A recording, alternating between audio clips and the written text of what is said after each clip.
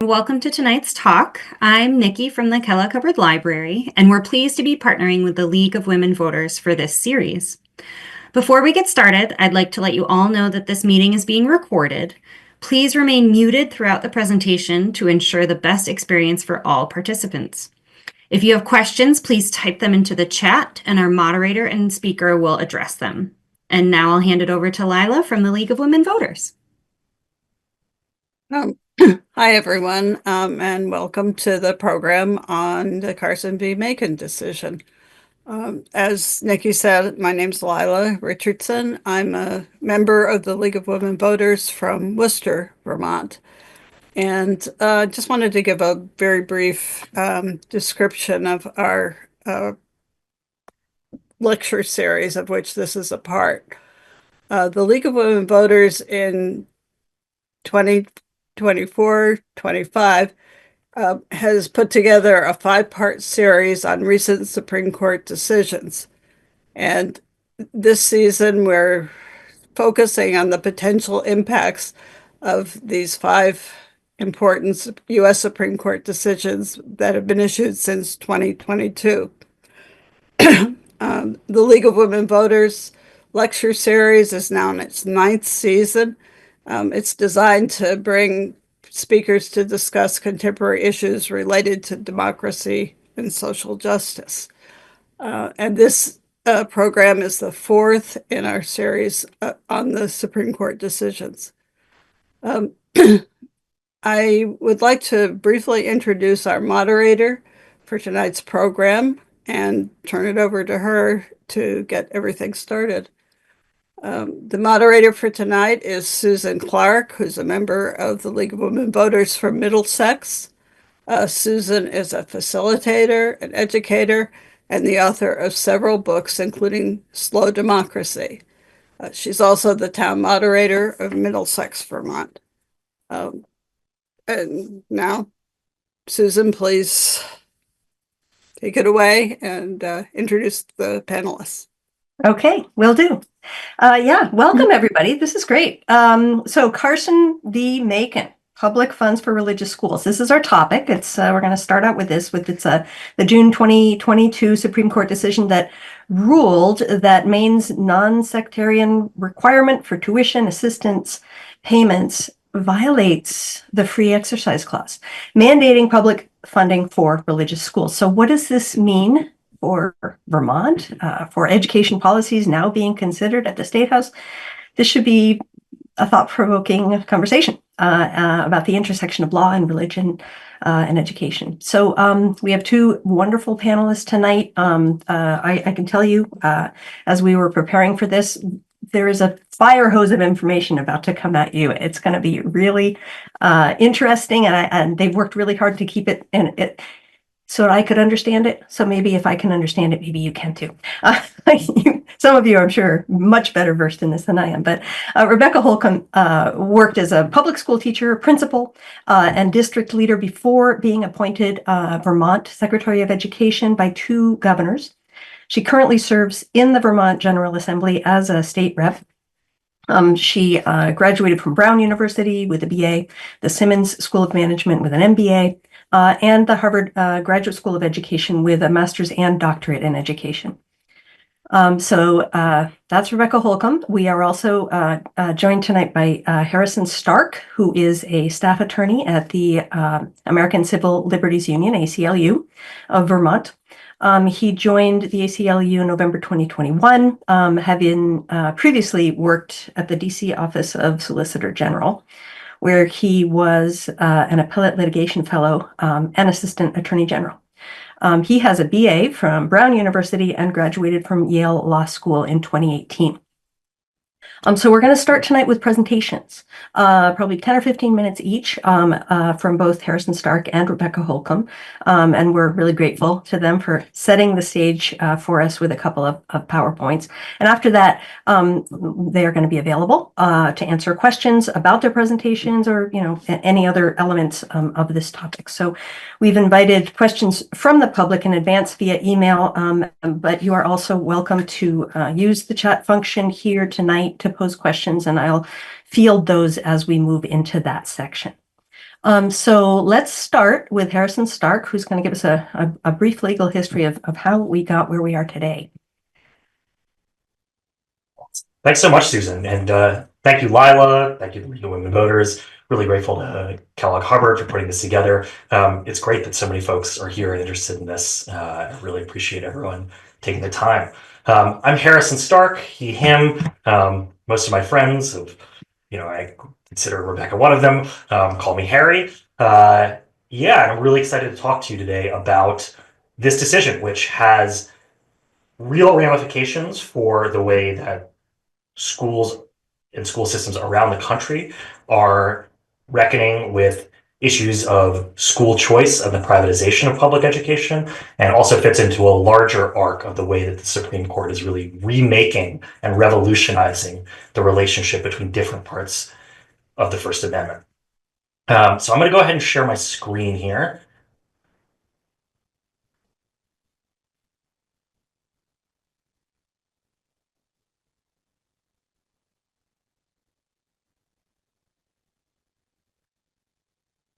Great. Can folks just give me a thumbs up if they're able to see that? Okay, terrific.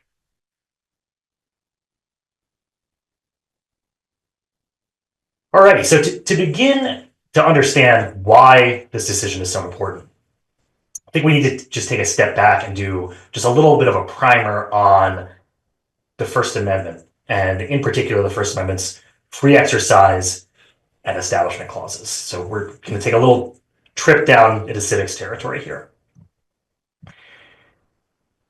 As many of you know, the First Amendment has something called the Establishment Clause, which prohibits the government from, quote unquote, establishing a religion. This is the origin of the concept of separation of church and state, which is not actually a phrase that appears in the Constitution, but was considered to be essentially implicit in this idea of the Establishment Clause. And historically, the clause has been understood to prohibit government entanglement with religion. So essentially the commingling of private religious thought or conduct with government action. And though the clause's contours have changed over time, the Supreme Court, for a very long time, at least understood the Establishment Clause to allow or permit states to be extra cautious about commingling government functions with religion, and to essentially prefer that government services remain secular. So we're going to hear about in a couple minutes that view of the Establishment Clause is changing. The First Amendment also has something called the Free Exercise Clause. The Free Exercise Clause is essentially a mandate on religious liberty. It's an anti-discrimination provision. It protects an individual's right to practice their religion free from government intrusion, and it prohibits the government from discriminating, quote unquote, against religious persons or a particular religion. So for example, in kind of what's considered one of the canonical free exercise cases, a case called Church of Lukumi Babala I, a church practicing the Afro-Caribbean-based religion of Santeria, which used animal sacrifice as a form of worship, announced it would open in Florida. Almost immediately, the town where it was meant to open up enacted an ordinance banning animal sacrifice or slaughter. Supreme Court said this violates the Free Exercise Clause because the town essentially did this in order to target or discriminate or dissuade this very particular religious practice.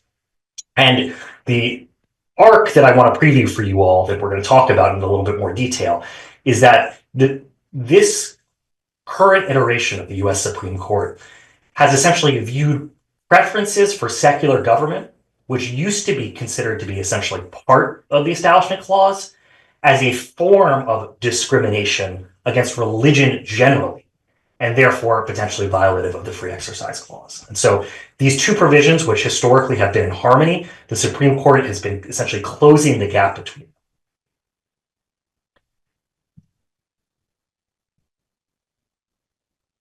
So let's talk about how these two provisions interact in the specific context of funding schools.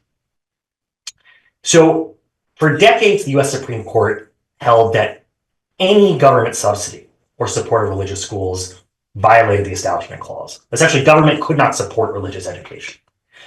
As the composition of the court changed, the court shifted its views of the Establishment Clause slightly and said that, okay, the Establishment Clause maybe permits some public funds to go to religious institutions so long as what those institutions are doing was essentially secular.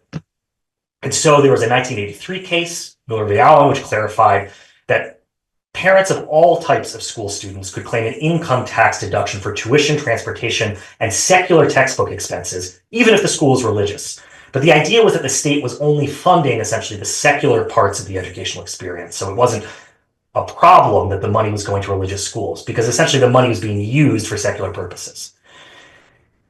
This shifted even further in the early 2000s in a big case called Zeldin, where the court said, essentially, the state can allow parents to choose a religious school using a public voucher if the state permits it.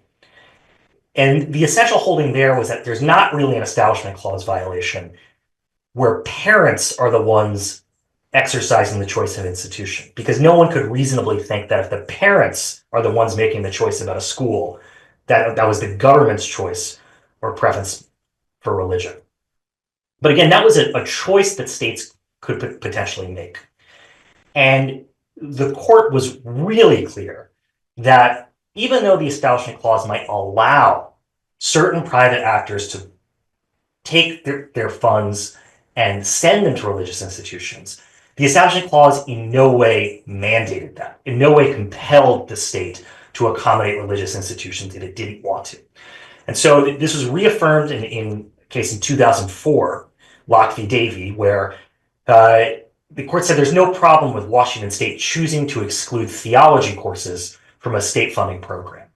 And what the court said was it's totally fine for individual states to, and this is an important quote, draw a more stringent line than that drawn by the United States Constitution, quote, and they could validly exclude religious programming without violating the Free Exercise Clause. And in a series of cases, and in the lower court's interpretation of this became called the play in the joints, essentially the breathing room between what the Establishment Clause permits and what the Establishment Clause of the Free Exercise Clause requires. And the idea is that states, with their unique state traditions and their particular state interests, could essentially make the call as to whether or not they wanted to allow private actors to use state funding for secular purposes, but at religious institutions.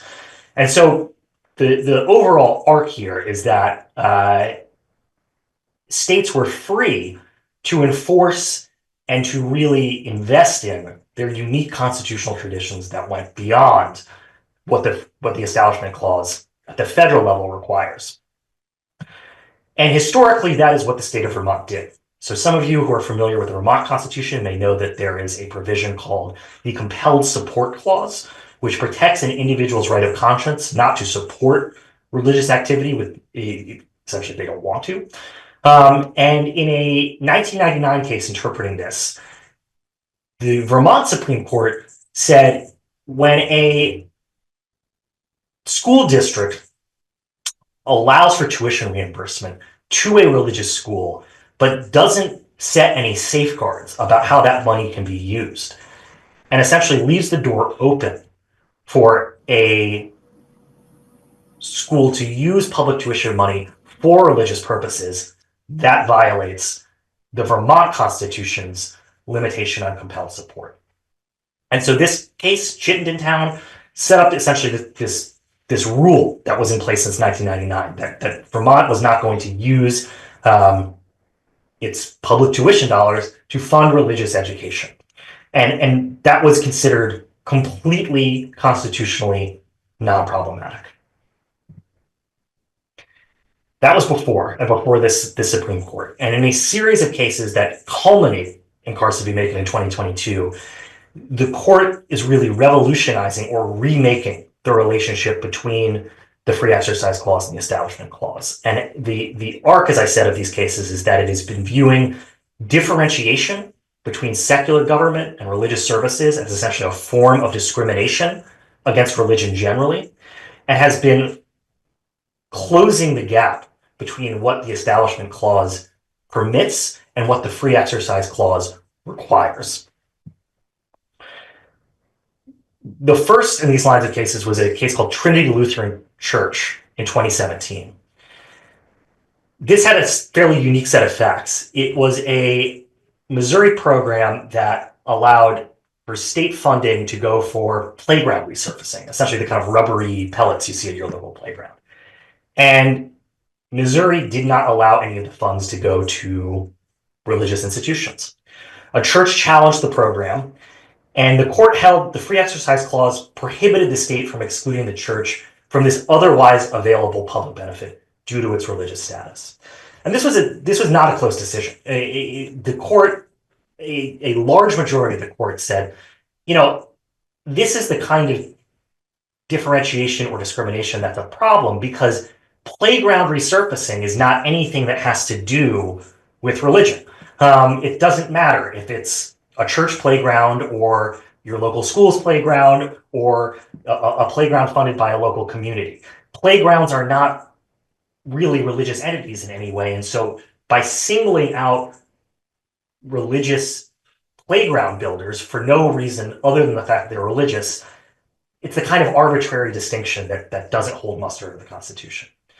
There was a footnote saying this decision is limited only to the specific facts of this case and only about playgrounds. I think as folks sort of saw in that footnote at the time, that was not exactly a principal distinction that some members of the court were willing to stick to.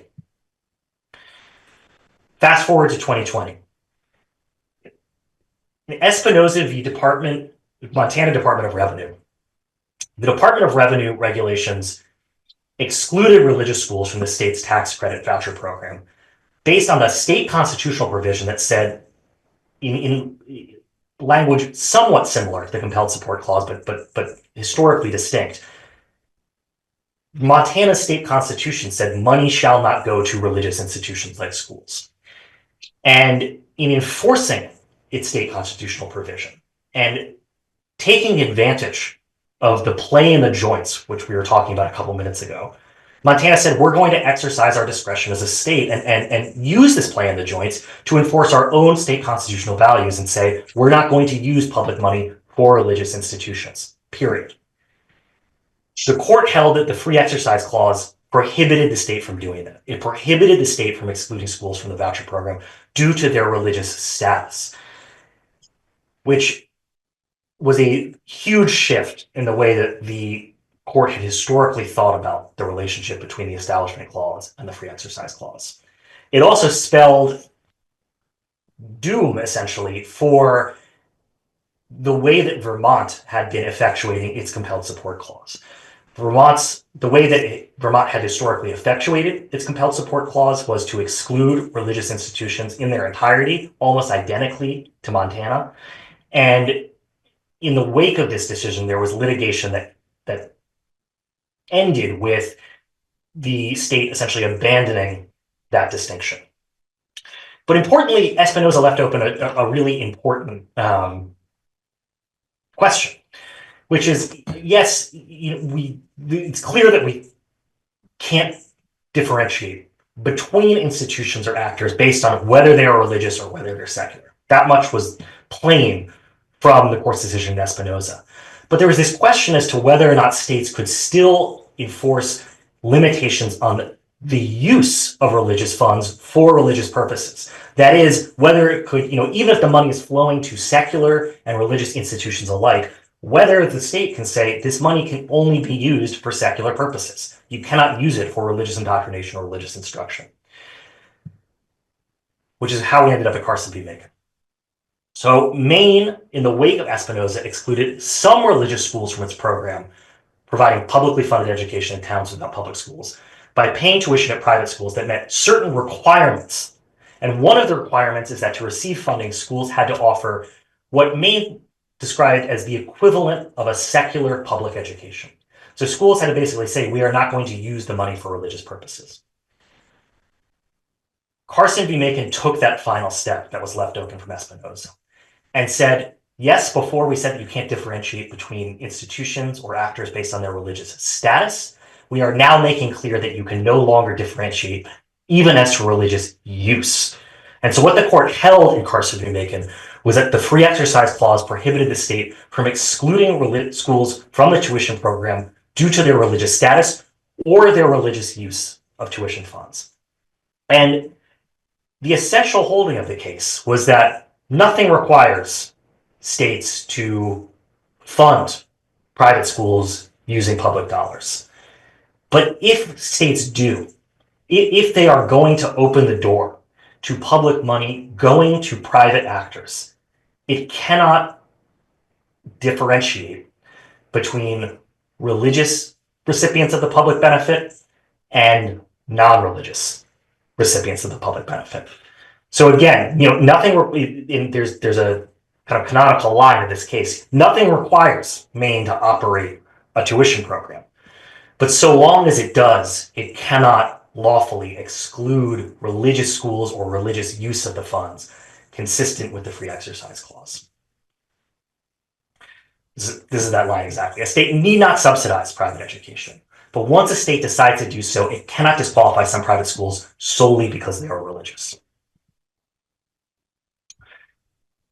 In the wake of Carson v. Makin, as many of you know, Secretary French, the Agency of Education, released this guidance that said, in the wake of Carson v. Makin,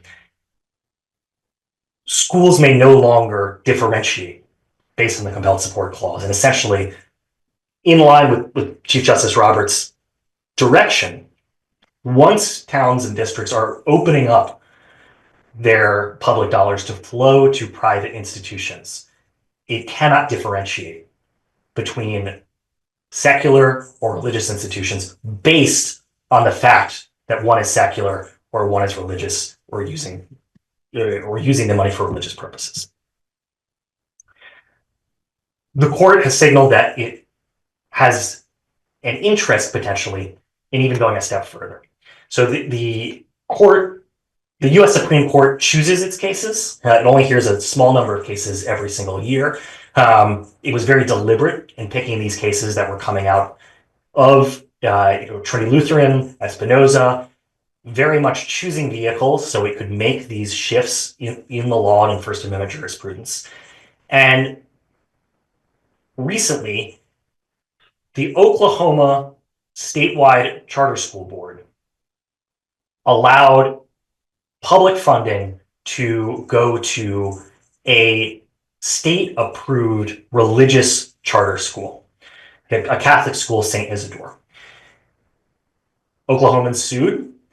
The Oklahoma Supreme Court ruled that the decision violated state law, including the Oklahoma Constitution, and it violated the Establishment Clause, which still, as a backstop, does not allow the government to directly intermingle itself with religious instruction or a particular religion. So the status quo is that the Oklahoma Supreme Court had said this cannot stand under either our Constitution or the United States Constitution. The U.S. Supreme Court decided to hear this case. And we don't know exactly what they will do, but there is speculation that the court wants to use this as a vehicle to say, essentially, even a charter school that is a public school can be religious if the state is making what are otherwise discretionary decisions about secular charter schools.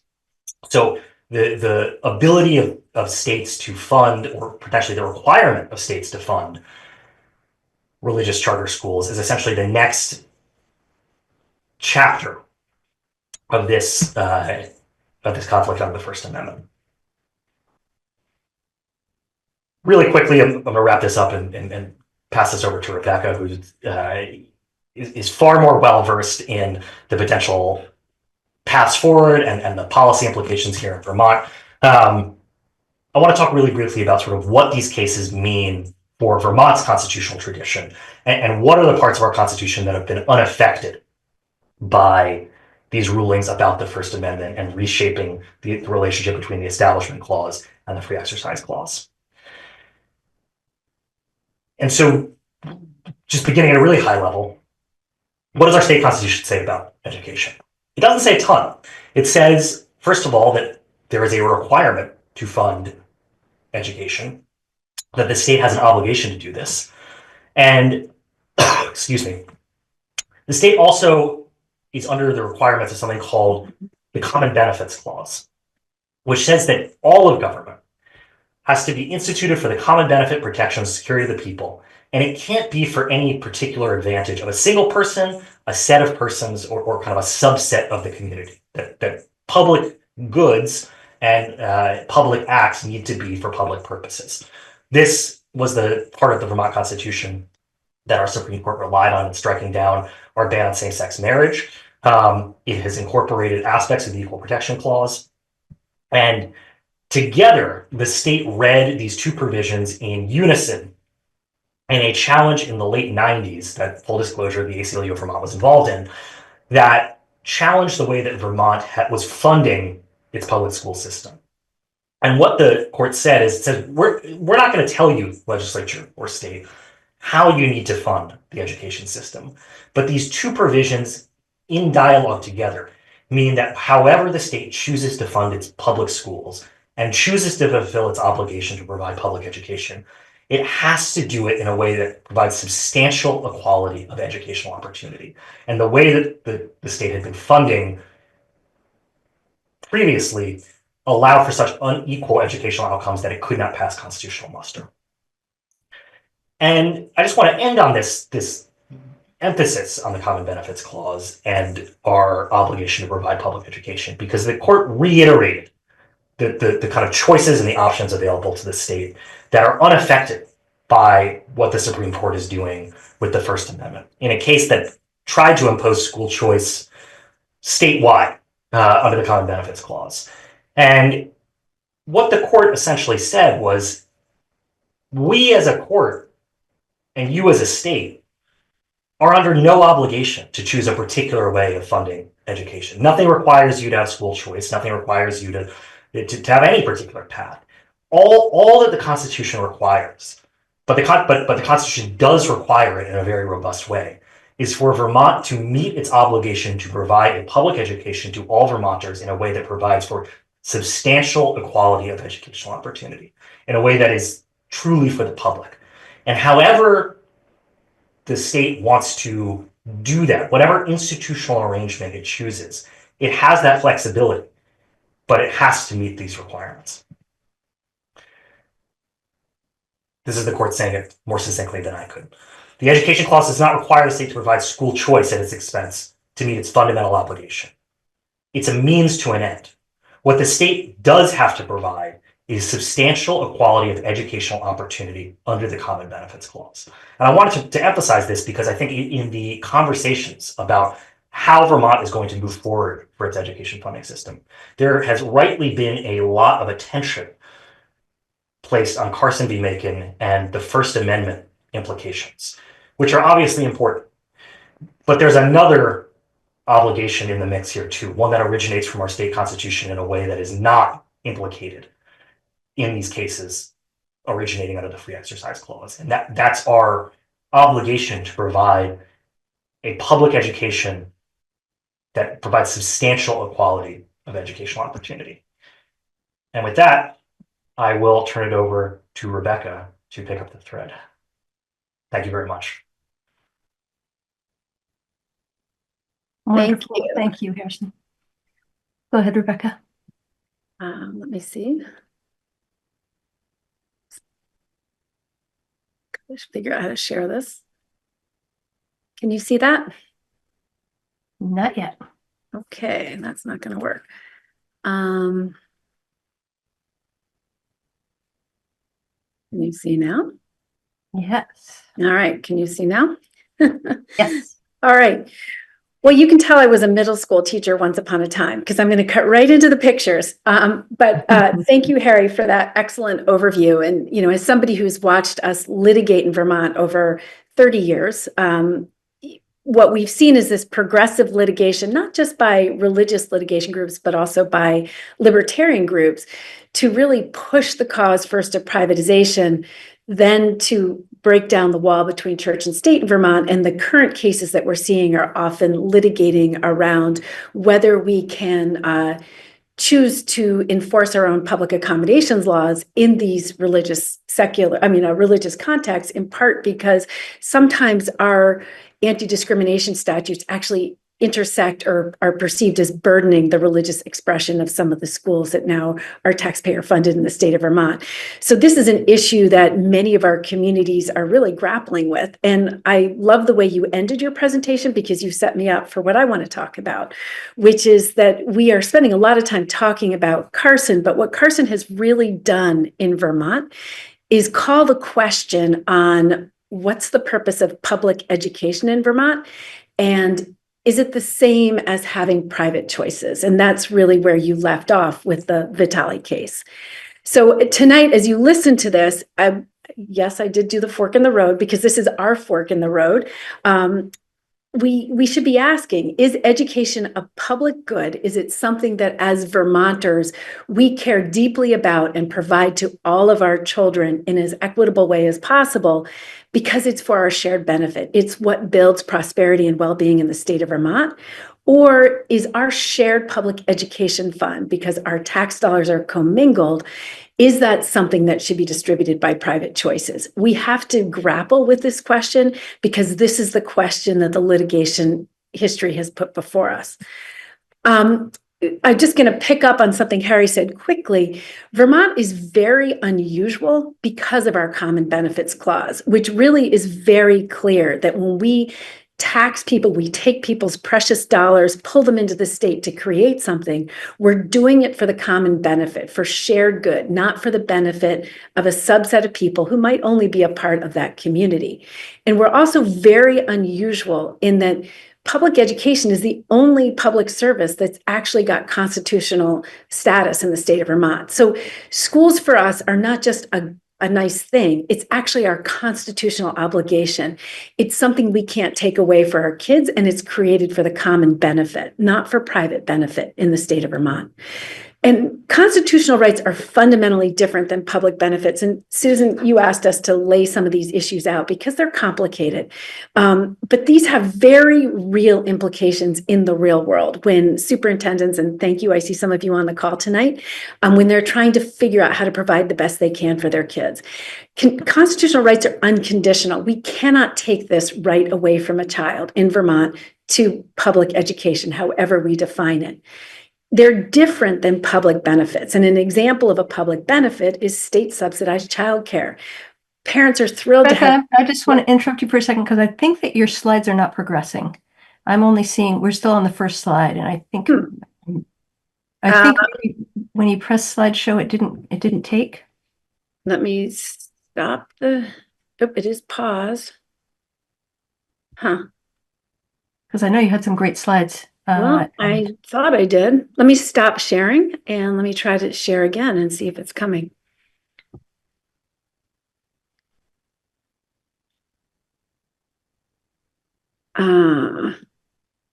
Let's share. Are you seeing it now? Looks like it's on its way. Can you see it now? No, it's black with a funny little thing.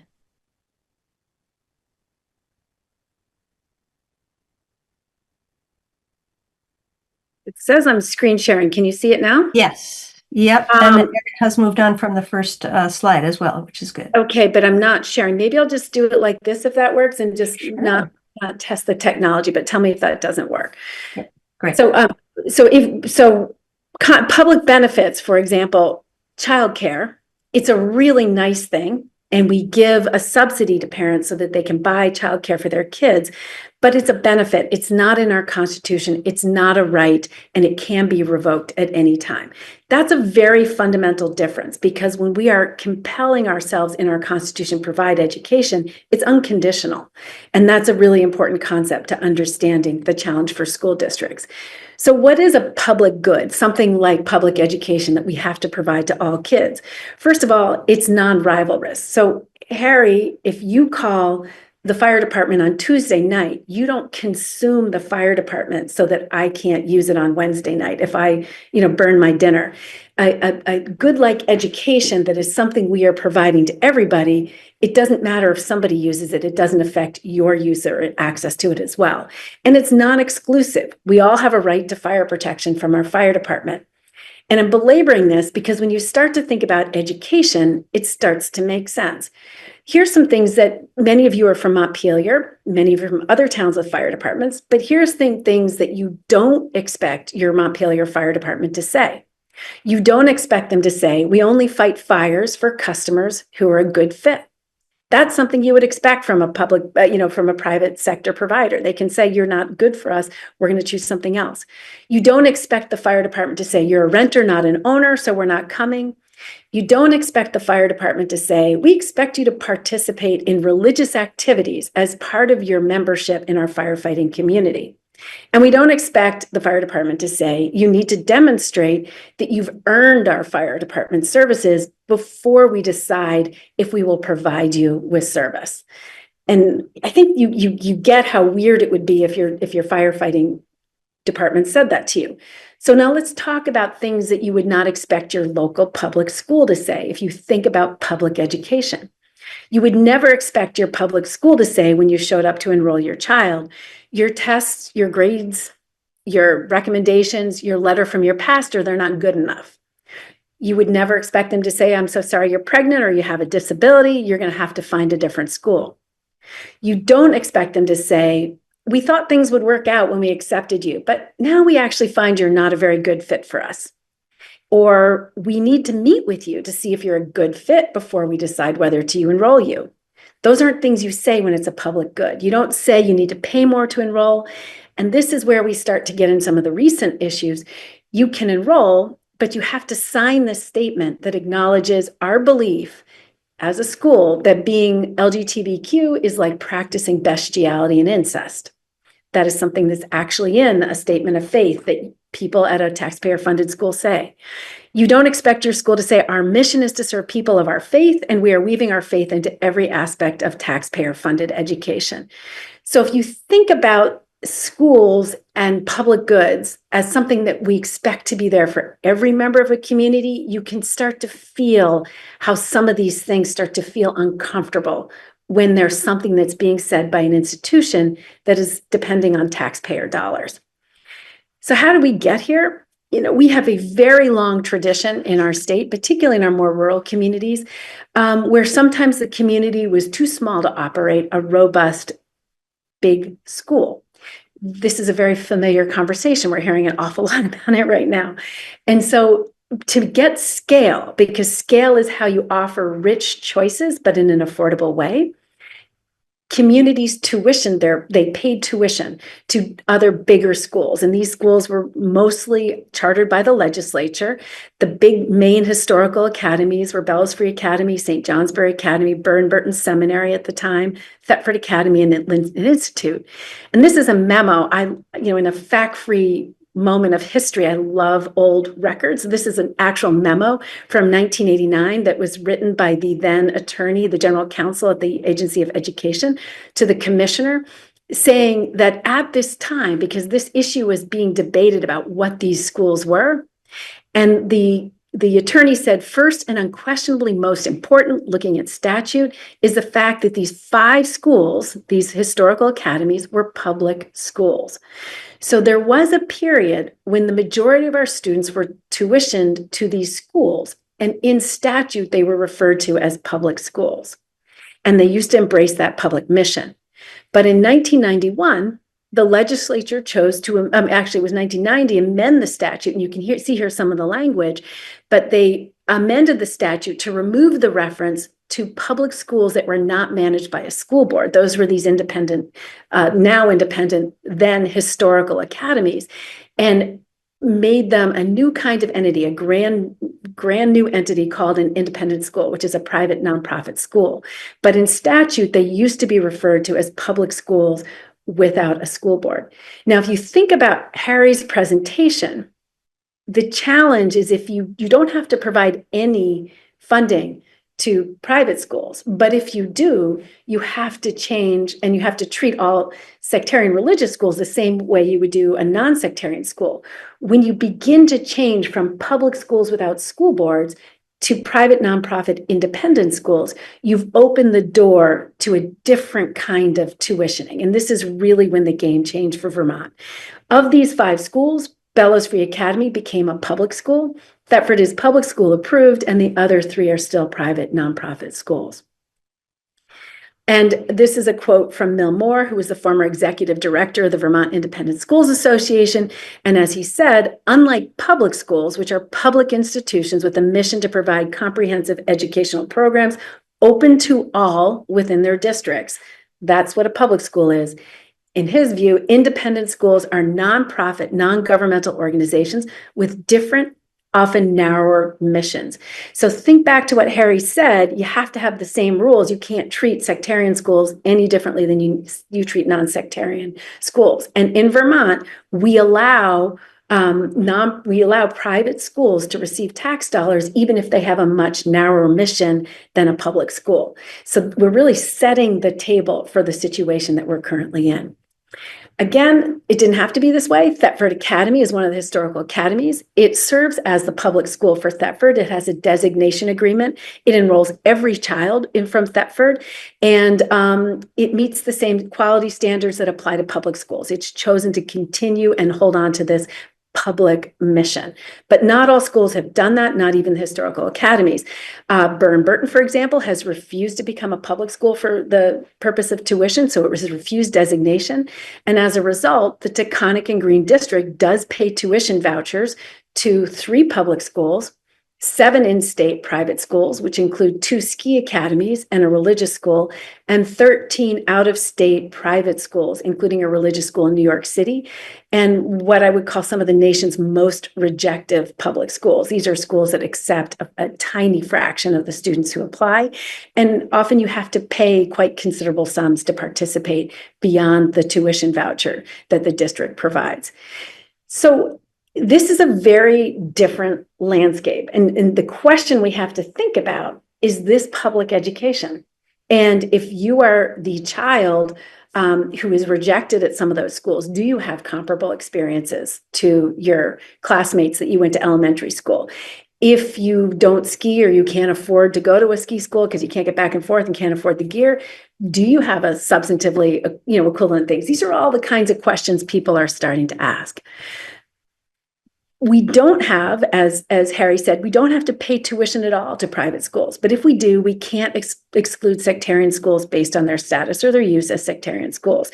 And someone asked in the comments, well, can we require these private schools to comply with all the same rules as public schools? That is actually being litigated at the moment. And what we found is that to the extent that our non-discrimination statutes in particular are perceived as burdening religious expression, it is unclear that we can actually ask people to comply with our state requirements when they are seen as undermining or interfering with people's religious expression. So in Vermont, we do have schools that refuse to hire gay and lesbian teachers, that do choose to have faith statements that are pretty clear that they have, they believe that practicing bestiality and incest is the same as being gay. And that's something that is fundamentally offensive to a lot of Vermonters, but it is something that we are all paying for at the moment because we all pay through our shared education fund. And it is true that as a result of these decisions, not only are we funding these schools, but we are also funding a lot more education in these kinds of contexts. So just to give you some examples, because the laws are one thing, but what does it mean on the ground? This is what we're buying right now. Since we do pay tuition vouchers, this is an example of some of the admissions requirements for one of the schools in Vermont. The student has to be attending school regularly, is in good academic standing, and has a history of satisfactory conduct and effort. This is a religious school. That's a secular requirement that is also in a lot of our secular schools. How would you feel, or how would your child feel if their entire class went on to this school, but your child was told they couldn't come because maybe they didn't have a great academic standing. So they're no longer with their same age peers because of their academic performance or some academic issue. The school is deciding whether you can enroll based on the school's decision on whether or not they can meet your needs at the school. Unlike a public school, which says, come, we'll figure out how to help you. This is a case not of students exercising school choice, but of a school that chooses which kids it will serve. So this is school choice on the school's part, and it will decide which kids it will let in the door. And parents who come to the school, which may be an excellent academic school, have to agree to actively support their spiritual, behavioral, and academic standards. That's, again, it's not the kind of thing you'd expect your public school to say to you. Here's another one. This is a curriculum, and this goes to the distinction Harry made between status and use. This is a school that's taxpayer funded and is currently litigating in Vermont to say that the non-discrimination statutes in Vermont should not apply to it because of it would burden its religious expression. And this is their academic program. They say their students learn about Christ through all subjects and activities. Students grow to understand that the Lordship of Jesus Christ pertains to every aspect of life, and their educators' biblical beliefs inform all their teaching and all their interactions with students. Now, if you think about Vermont and you think about how small we are, and particularly if you think about some of our more rural areas, we actually don't have enough kids for lots and lots of different kinds of school. So if you're in certain parts of the state, and all of a sudden, a lot of students now have access to this school and it's their first choice, and they leave the public school to go here, that public school may not have children left to provide the kind of rich and viable options that we hope for there. But they may also not want to choose the school because it doesn't feel like a good match for their vision or their understanding of what public education is. And so these are the kinds of tensions we're starting to see in some of our communities. It's not to say that school choice doesn't have an upside. It is true. Private schools can offer features that are sometimes very important to their customers and which differentiate them from their competition. There are many schools in Vermont that actually, ironically, at the time when we're considering a governance consolidation plan, which requires every class to have 25 kids. There are actually private schools which compete for kids and for taxpayer dollars on small class size, marketing themselves as having very, very small class sizes. So you can see how a parent might say, hey, I could go to the public school, which is now required to have 25 kids in a class, or I could go to this taxpayer funded private school that only has, 8 kids in a class. Why wouldn't I do that? And that can make you feel like it's more attractive. If you're lucky enough to get accepted at some of these places, particularly the ones that are highly rejected, you feel special. And the state pays for you to go to school with people like yourself, with whom you may feel more comfortable. It's people where you may be of the same religion, people with the same interests, people with the same values, people with the same identity. It can build a sense of homogeneity. And, truly the experience, whether it's in the charter sector or in choice around the nation, Vermont is really no different. What we see is that kind of choice tends to have that kind of segregative effect where we end up sorted into schools with people more like ourselves. Again, as Harry said, parents don't have a constitutional right to the benefit of a tuition voucher. But if we make this choice, we have to live with those consequences. And those are some of the things I just talked about. Is there a compelling public reason? I mean, I've had parents say yes, and we've even had people in the legislature say yes, but these private schools are so much better. We need to be able to have access to the excellent opportunities they provide to make sure our kids are getting the best we can give them. But the data actually don't really show that out. And all the data I show in the next couple slides comes out of the Vermont Agency of Education. In Vermont, this is fiscal year 24 and 15 data. What we see is that tuition vouchers, these are just kids who live in towns that don't have public schools and are paying tuition.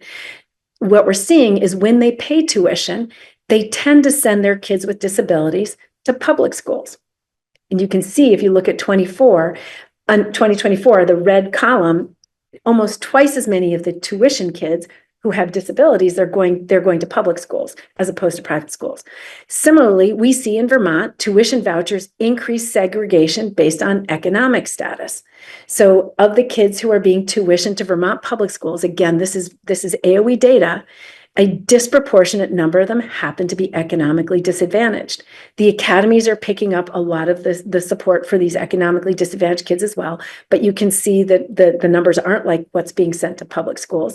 And the other taxpayer funded private schools have a much more privileged population. That means tuition towns on average are actually dependent on public schools in neighboring towns to take care of their disadvantaged kids and their kids with disabilities. So that's not building a common benefit, it's redistributing opportunity. In addition, on average right now, we are very worried about affordability. Everyone's trying to figure out how to bring down their tax rates. Of those tuition vouchers that we currently pay, again, this is Agency of Education data. It was a little messy, but I tried to clean it up a bit and it didn't change the numbers much. But on average, we are actually paying more when we tuition a child to a private school in Vermont than when we tuition them to a public school. And I've got an error in that line, in the title. I'm sorry about that. But you can see that on average, we're spending about $2,000 more to pay tuition at private schools than we are at public schools. And this is the data on test scores. And this is the 22 data. The 23 data hasn't been validated yet, so it's not available. But I don't think test scores are the only measure of quality. There are many things our schools do that can't be captured in data, but it is a measure of whether or not we're providing qualitatively good opportunities that prepare students to grow up and be prosperous and live well in our communities. And on average, these are the Smarter Balanced ninth grade math scale scores by year and sector, public and private. And, public school students on average scored 2 points higher on math than the taxpayer funded students in private schools. That's fundamentally the same. I don't think that's a big difference. I know those schools scores don't mean much, but they're the same. And that's a more privileged population in the private schools. And in fact, if you are a privileged kid in Vermont, you're probably on average scoring better if you go to a public school than if you go to a private school. So it's not that we need these schools to raise our performance, because the data don't bear that out. So the question we have to ask is, which do we want to be our future? And as Harry laid out, we have this constitutional obligation to provide common benefits to kids, to make sure that we are using our shared capacity through our education fund, which are shared commingled dollars from all taxpayers and all communities, to lift up every child, to make sure every child is ready for a bright and vibrant future. Is that what public education is? Or do we believe that our shared public education dollars should be distributed by private choices? And I want to focus on that, because Carson is only one way, and sectarian schools are only one way in which we're grappling with this issue. But it isn't just about religion. It's about fair and equitable opportunity for all kids, and how we put our muscle as a state beyond making our schools the best they can be so that our children can thrive to the best extent we can, while still protecting the wallets of all of our taxpayers. So that's where I'd like to end and turn it back to questions. Okay, did I warn you there was going to be a fire hose? Fantastic. What a rich conversation you've started here. Lots of great places that this conversation could go. And you've touched on some of the questions people have had already, even the ones that have been submitted earlier. But maybe we should just go to some of the ones that people have offered in the chat. And they're sort of in no particular order here, but can we talk a little bit about special education? Jean Stetter, I think, asks, for substantial education, would special education be included as offered by private school or public school? So can you talk a little about special ed? I mean, I know you touched on students with disabilities. Harry, would you like me to take this one? Sure. So I mean, I think I can tell you where we are currently in the state of Vermont on this. And there was an effort to update Vermont statute and require all private schools that receive taxpayer dollars to be able to offer special education services to students. Because if you set up a school that can't actually provide special education services, then obviously kids don't have objectively the same opportunities because it's only an option for parents and kids who don't need those special education services. There are multiple issues here, and I think it's a worthy goal. There are schools, particularly the historical academies, because they had that public role previously, they have well-developed departments of special education and they can provide very robust services. When the state board created its new rules, it said they have to be open to enrolling children. Children they don't open enroll if they have a disability. They're placed there by their special education team, which is looking for a place that meets their needs. There are several challenges. When a district places a child into a school that is a private school, it can place the child there for education, but it can't offload its responsibility to that child. So it really counts on the agency of education to provide good oversight to make sure those private schools are prepared to provide quality special education services. Because if they don't, if they're approved by the agency of education and the State Board of Education, actually, if the State Board approves them to provide special education and they actually can't or don't, then the district is liable, not the school, because the responsibility goes back to the district. So there's some real risk here for public school districts when they put kids in these settings. And it's particularly, some people who follow the State Board of Education closely saw that even with the requirement in rule that these private schools either have a contract with a special educator who is licensed or have one on staff, it is clear that the agency set up an approval process that it was going to use that simply required them to have taken an online module. Somebody in the building had to take an online module, which is not the same as being qualified for special ed. And they're now going back and trying to figure out whether these schools that are receiving taxpayer dollars actually do have the capability to provide some of these services. But if you think back to the example of the school I provided, they're saying, yes, we'll serve kids with disabilities, but we're going to make sure that those kids can actually be served by us.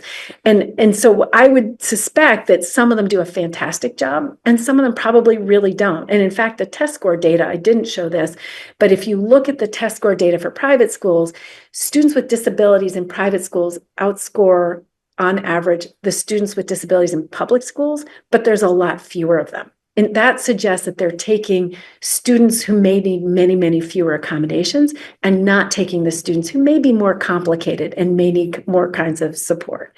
And so, again, it's a risk. You could try, but you have to have robust oversight and good relationships to make sure it works. You also have a problem in Vermont in that we fund, this is so weedy, but we give districts a block of money called a census block to support students with disabilities. But how do you pay a private school? You do a fee for service. And there are real risks to schools that are districts that depend on private schools because they have to pay them for each service. And what you sometimes see is that places that tuition have very, very high special ed costs because they can't control those costs in those private settings. Does that make sense? So there's some real risks here that as a state, we should be able to manage, but we have not demonstrated an ability to provide good technical assistance and oversight that would make it work. And Rebecca, there's a follow-up. Forgive me if you covered this, but Robert asks if we don't force private schools to take students with disabilities in the schools would be in violation of both the ADA and the Vermont Public Accommodations Act. You were talking about the district, but go ahead. I think so. I guess I'm always anxious about forcing any school to take a child, because if you're at a place where you have to force them, schools are about relationships. If they don't want that kid, they'll make them miserable, right? And, there are private schools who've gone to court to refuse to take kids who've been mainstreamed with their same age peers all the way up to 8th grade. And then when they tried to go to 9th grade with their peers, the school went to court to say, we aren't serving them and you can't make us. I don't actually know if that would be a healthy school for that child, because if they really don't want you, how are they going to take, parents send their kids to school. They need to know that school is going to try to treat them as if the child was their own. Like, this is the most important, valuable thing a parent has is their child, right? We need to do everything we can to make them safe. And if you're in that relationship, already, I think it's not a good fit. But I think I have questions about our rules. Our rules don't require private schools to meet the same education quality standards. They are allowed to do a much narrower curriculum. And the minimum standard for private schools was actually set back in the 80s, and it's never been revised. And it's pretty dated. Like if you think about what we learned in school in the 80s compared to what we expect kids to have now, I mean, there's certain things like computers.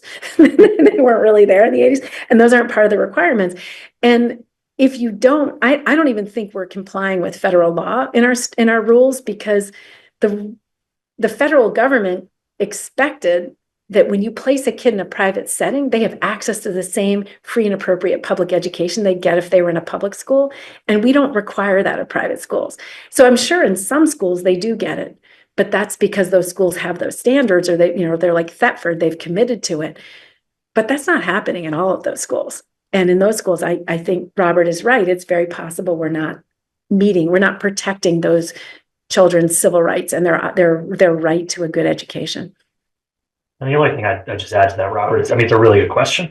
When you have private institutions that have a lot of discretion as to who they can take and who they can't, and they exercise a lot of control over folks coming in the door, it's often very hard to show that the reason that someone was rejected or the reason that someone was excluded was solely based on the disability or their race or their gender or identity or anything like that. I mean, in the employment context, for example, when you have folks applying for limited positions, it's often very challenging to show that an employer is excluding folks based on race, based on gender, unless you're able to really show a really robust pattern of this. And just there's so many variables that it's often very difficult to kind of build that record where there's a black box in the admissions process and show that the reason that a student is being excluded is not a good fit because there's an academic concern, behavioral issues, to show that that was based on an illegitimate criteria like disability versus one of the many factors that we allow independent schools to consider. It's just really hard, and particularly for families that are trying to get the best possible education services for their student. I think for exactly the reasons that you were talking about, Rebecca, just the incentives to kind of probe that process through litigation. Not many folks are going to want to do that, and so just it's a long way of saying I suspect that there is more exclusion in actual violation of the ADA and the Public Accommodations Act in the admissions processes that is very challenging to show in a way that a court can act on it. But again, I want to be transparent that I don't have the empirics to back that up.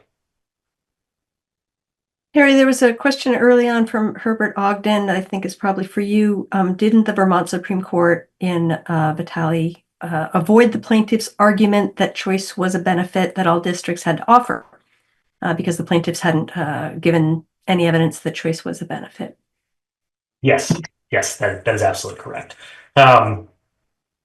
What the court said in Vitale is basically that the plaintiffs had not shown that school choice that was available to some parents but not available to other parents was itself a common benefit that was subject to the kind of analysis that the court applies to other common benefits, that it hadn't presented evidence that that the right to an equal educational opportunity, which is what Brigham and our Constitution provides, that was so inextricably bound up with the idea of choice, that choice itself was a common benefit in the same way as educational opportunity.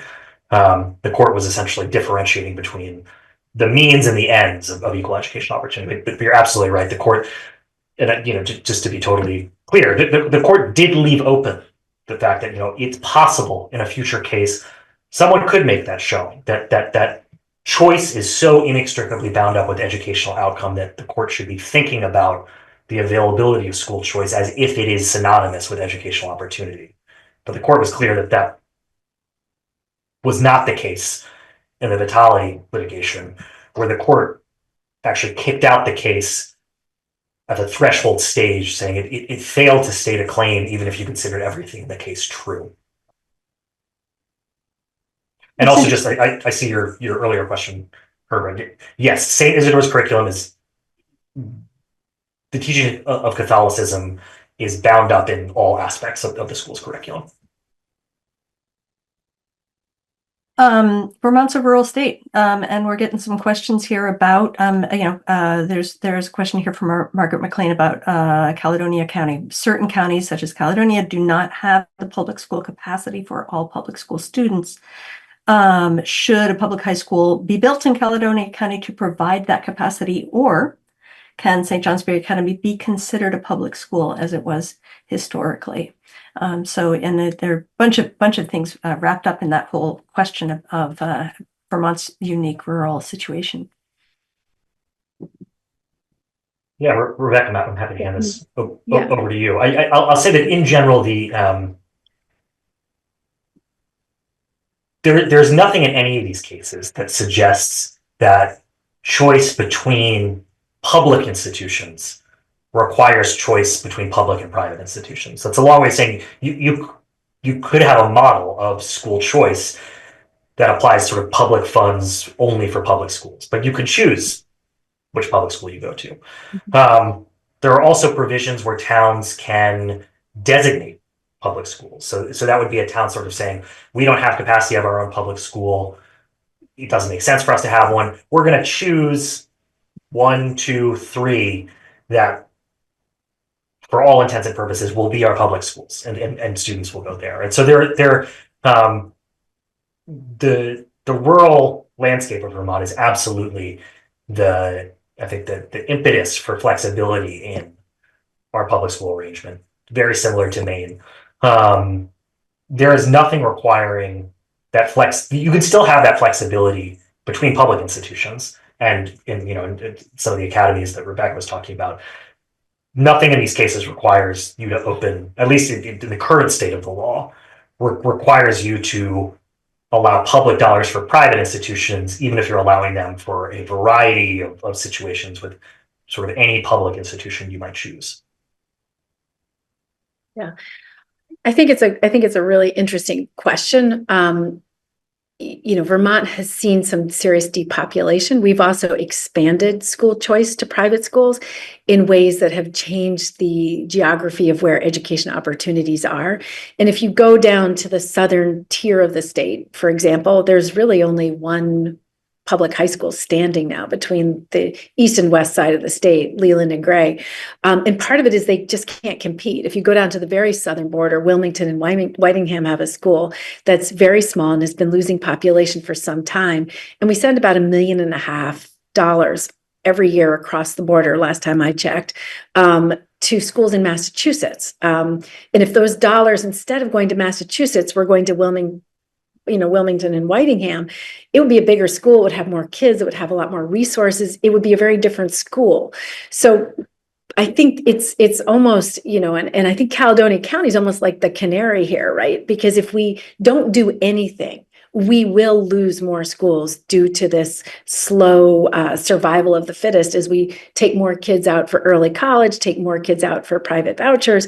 Those public schools are going to get smaller and smaller. And unfortunately, what we've seen recently, and there's currently a moratorium on approval of new private schools, but until recently, if you think of Black River in the Ludlow area, they closed their public school because it was too small, and we opened up a brand new private school that was taxpayer funded, that was even smaller and has only 15 kids. If those $350,000 were going to the nearby public school, again, what could you do with that? It's all about scale. And to the extent we don't get a hold of this, it's not even just about public and private. It's that everything is going to be so small. It's either going to be so unaffordable or it's going to be so bad, and it's not fair to kids. Like, they actually have one shot. We owe it to them to have some hard conversations in the legislature about how we are intentional about how we use our dollars to make sure we're actually giving kids a fair chance, and that you actually don't get denied access to a robust school because you happen to live in the middle of a depopulated desert where everyone else has been pulled out for private institutions that may or may not accept you.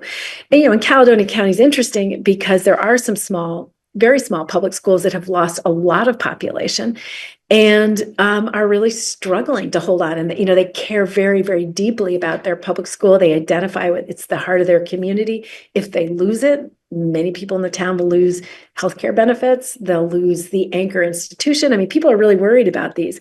And at the same time, there are two very large academies that are also the heart and soul of their communities. They used to have a more public role. None of the three remaining historical academies that are now independent schools has been willing to accept designation. And as Harrison said, you can designate up to 3 schools to be public for the sake of tuition, which would address the person's question, except it's a two-way street. The school has to be willing to accept the designation as well. So the other question is where, are we at a point where people, are upset enough about the injustice of funding schools that openly discriminate and refuse to comply with non-discrimination statutes that we're going to say, that some of these schools might now say, well, maybe I'll give up some of that choice and maybe I'll accept designation because frankly, that's what I'm going to take one for my community. And that's what it means to be part of a community. I mean, I think we may be there where people are, I think, a little concerned about both the distribution of dollars because it's too expensive. I mean, just go to Arizona and you'll see what statewide choice does, or go to New Hampshire where even Kelly Ayotte is saying, we got to tap the brakes on vouchers because we can't afford it. And what do we have for it? I mean, these schools are just too small. We need to be able to take care of our kids. So, Rebecca, actually, to you and Harrison both, that brings up the question that had come in previously about just tell us a little bit about what has happened in other states. Some states have expanded school vouchers. What has happened there? How are other states handling these situations? Harry, so you want to take the legal side first? Yeah, sure. Because I think this plays into some of the questions that I'm seeing in the chat as well, including Margaret's. And I think this goes to a little bit to your latest question, Herbert. As Rebecca was talking about, these cases are about the religious status or the religious use of the school. The religious use of the public money. And the court has used the focus on religion as what triggers the free exercise clause. It essentially says that the preoccupation with religiosity is what triggers strict scrutiny, which is the legal test that the court uses, and it makes these things presumptively unconstitutional. But what that means is that for things that don't have to do with religion, in the language of the courts, things that are neutral, that is, that they are just have nothing to do with religion, and they're generally applicable, so they apply to everyone the same, religious or otherwise, those are constitutionally fine. And so states have historically always been able to apply neutral and generally applicable requirements, criteria, training requirements, conditions, whatever. Even if it burdens some religious actors in particular. And so like there's the famous case about this is an individual was using a drug, I believe it was peyote, for religious purposes, and then was fired for failing the drug test. And the court from state employment. And the court said, yes, this burdens this person's religious exercise more than it burdens somebody else's. But the fact that this requirement applies equally to everybody means that it's not a free exercise problem. It's not a problem, even if it burdens someone's religious exercise. And so other states like Maine have been using neutral and generally applicable criteria as a way to try to exercise some control over what entities are receiving funding and the conduct of these schools. And so the first thing that Maine did in the wake of Carson v. Makin was to apply its anti-discrimination statutes to all schools, religious, non-religious, apply them the same. I want to put a huge asterisk next to this, and that under traditional law, applying anti-discrimination laws, applying curricular requirements, applying conditions on facilities and things like that, things that have nothing to do with religion, should be okay under the law. Religious schools have sued Maine. There's also lawsuits pending in Vermont where religious entities are saying, by requiring us to comply with these conditions, it's incompatible with our religious exercise. It basically prohibits us from participating in the program altogether or exercising our religious beliefs. And so these cases do want to sort of make, very crudely, one of two claims. One is that when the state's applying it, they're not really applying it even-handedly. They're applying it in particular ways to these religious schools in a way that is not neutral and generally applicable. And so it's similar to that first case I talked about way back at the start of the presentation, where a town created an ordinance targeting one particular religion. They're basically saying these conditions are not being applied even-handedly. Or in other states, and in some of these litigation, they're saying that rule, that neutral and generally applicable conditions do not trigger exacting scrutiny from the courts, that's a bad rule, and is actually not consistent with the Constitution. And there have been grumblings over the decades, but particularly in recent years, from Supreme Court justices who have said this rule, that kind of neutral and generally applicable conditions, rules, laws, are constitutionally presumptively fine, even if they really, really burden someone's religious exercise, so long as they apply even-handedly. That's a rule we should change. And so I think a number of religious institutions in this context are hoping that the Supreme Court will change the rules. But the law as it exists today is that neutral and generally applicable conditions or requirements regarding anything, in education or otherwise, do not trigger the kind of close look and stringent tests that the Supreme Court has applied in all of these cases. What the court has said in all of these cases is that these are singling out religion in some way. And the last thing I just want to say about this is there's, in all of these cases, there's a kind of factual puzzle at the core of the case as to whether or not what the state says is neutral and generally applicable is really has something to do with religion under a different name. And so in Carson v. Makin itself, one of Maine's key arguments was, we are not targeting religious schools. We are simply requiring that any school that receives public funds offers the equivalent of a public school education, which of course is secular because public schools are secular.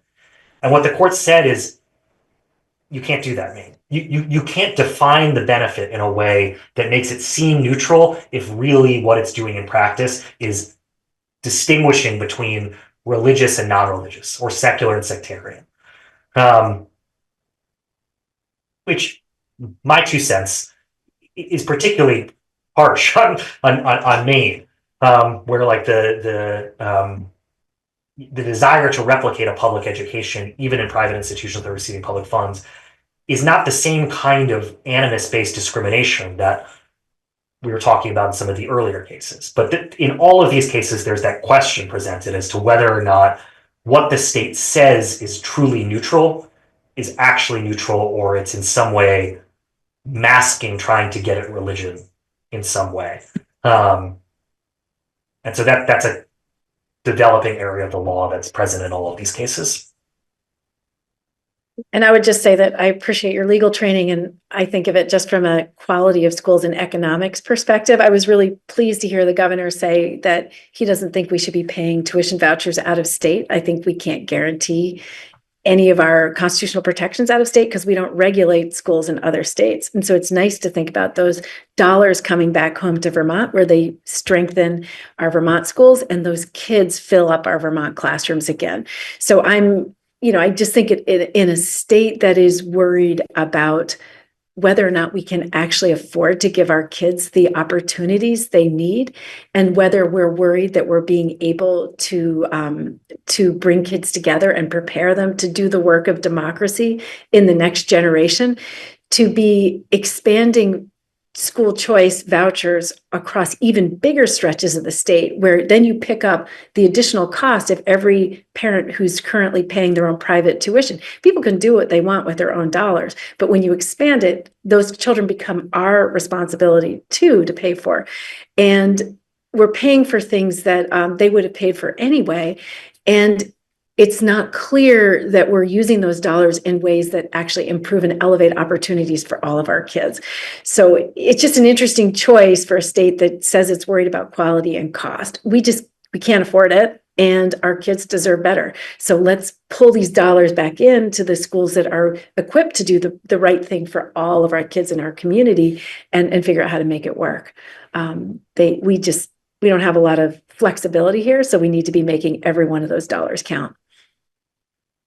Rich in South Hero mentions an independent parochial high school in South Burlington that has been known to charge students funded by public district dollars a tuition near the maximum state average tuition allowable by law, but charge direct pay families a much reduced base amount, and wanted your comments on that discrepancy. 2 tiers. It's a two-tiered, it's a two-tier tuition. It's not unique to that area. That's happening in many actually of the parochial schools.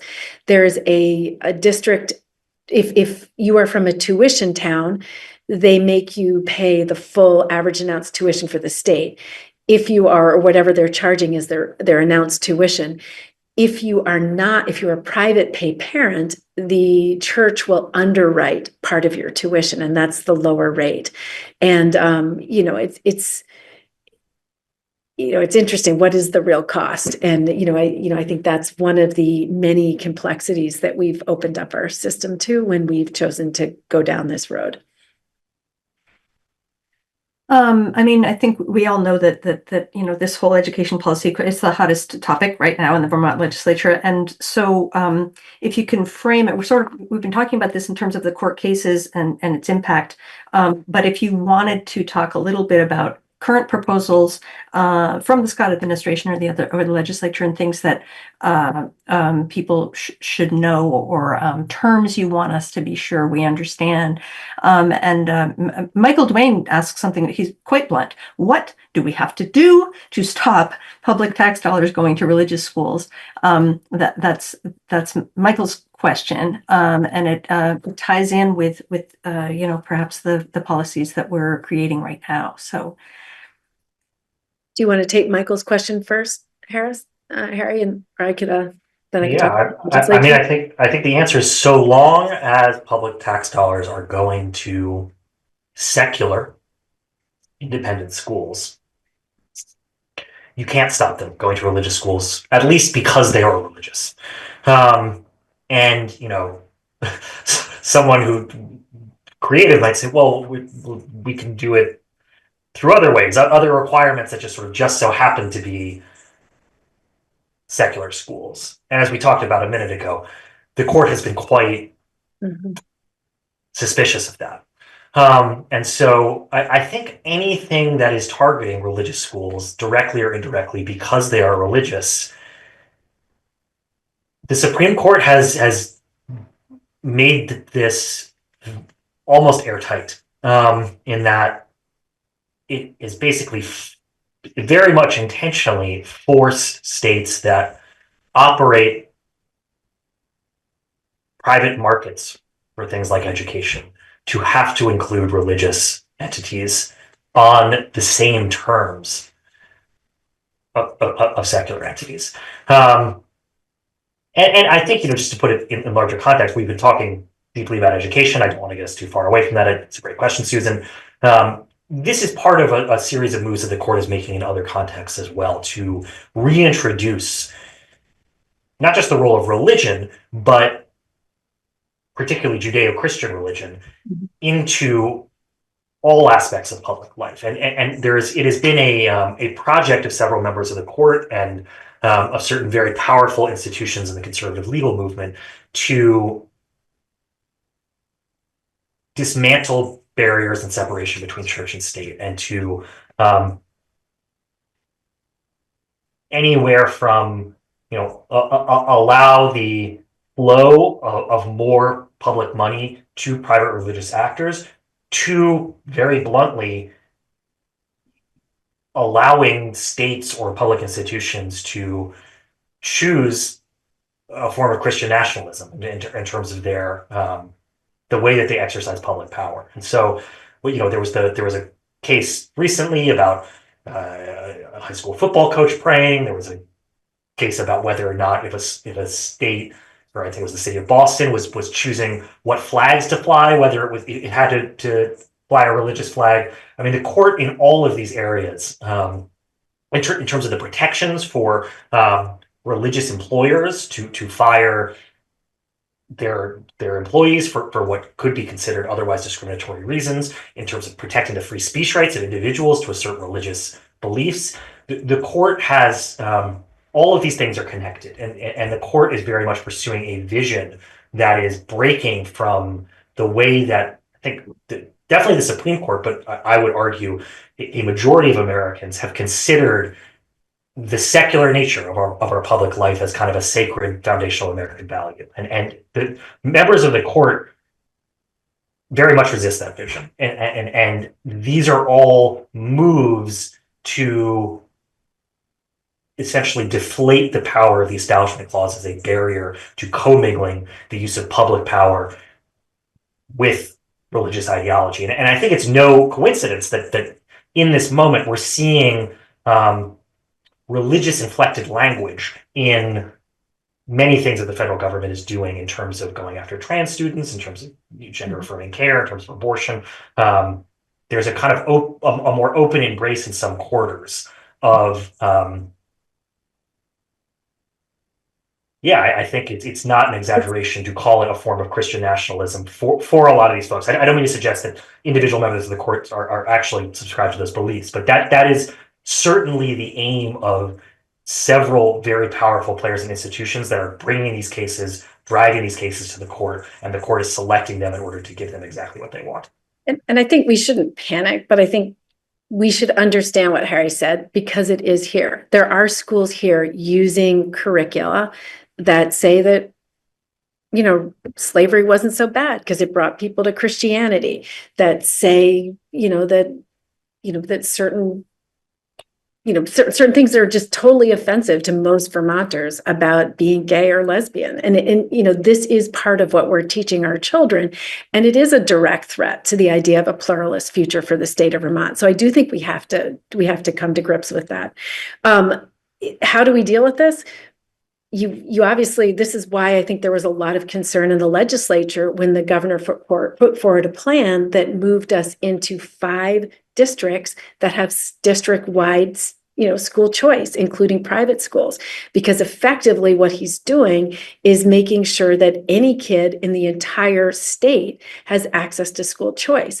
And if that's what we do, this problem of not being able to ensure a public purpose or a democratic purpose for our education dollars has gone from being one that is happening in a handful of towns to one that is happening across the entire state.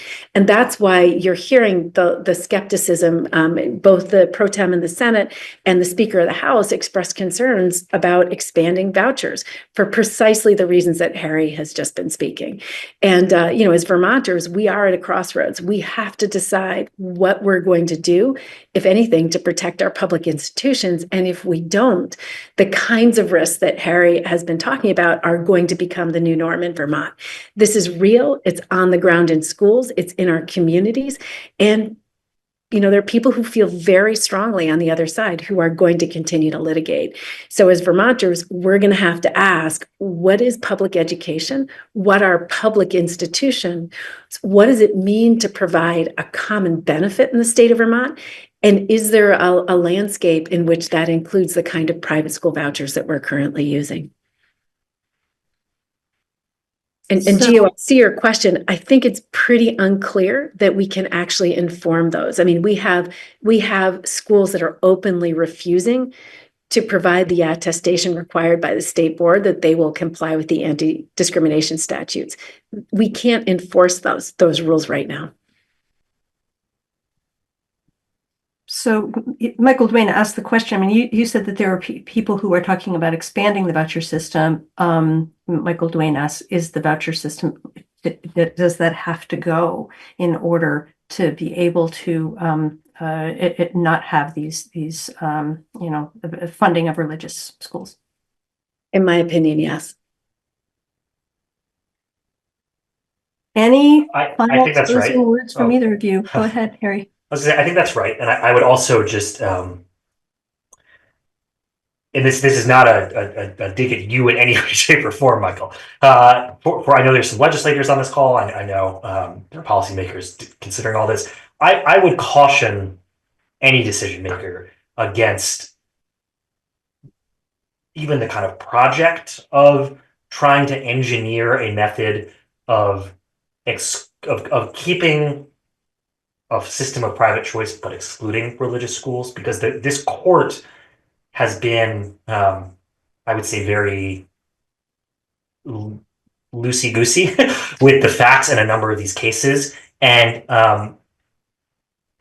has been very, very suspicious of any perceived hostility towards religion. Again, what we were talking about in the sort of arc of these cases was it's viewing a preference for secular government as a form of discrimination, animus against religiosity. And so I would encourage any decision maker in Vermont, elsewhere, that if you want to create a system that is going to withstand judicial scrutiny, is going to withstand much of the litigation that Rebecca has talked about from these very well-funded and sophisticated groups, I would be doing my best to think about this problem as a secular problem in terms of what is our public education system supposed to look like on the whole, who is it serving, the fact that money is going to schools which do not align with Vermont values and are unaccountable, that should be a part of it. But I think I would heavily urge every decision maker to not focus too heavily on religious schools or religious use qua religious use, not just for the reasons that Rebecca's talking about, but just because I think this court has shown itself extraordinarily eager to seize on any evidence of religious animosity or hostility towards religion, even when the record doesn't support that, even when the constitutional history of these state provisions don't really support that, even when folks are genuinely concerned about anti-discrimination, whether it's by a religious actor or a non-religious actor. And so it's a very fraught kind of project to embark on. And at the same time, we need to be honest as Vermonters that we have set up a system that disadvantages economically disadvantaged kids with disabilities, other Vermonters as well. This Carson case for me just calls the question on the fact that we actually have been pretty fine with a system that allows taxpayer dollars to be diverted to schools that really will never serve all Vermonters. But it makes the public schools that stay behind and the inclusive private schools like Thetford Academy shoulder a disproportionate amount of cost and keep extra capacity for the kids those other schools won't serve. So as Vermonters, this is about the religious concerns, but it's really also about the fact that we've set up a system that is not providing fairly for all kids.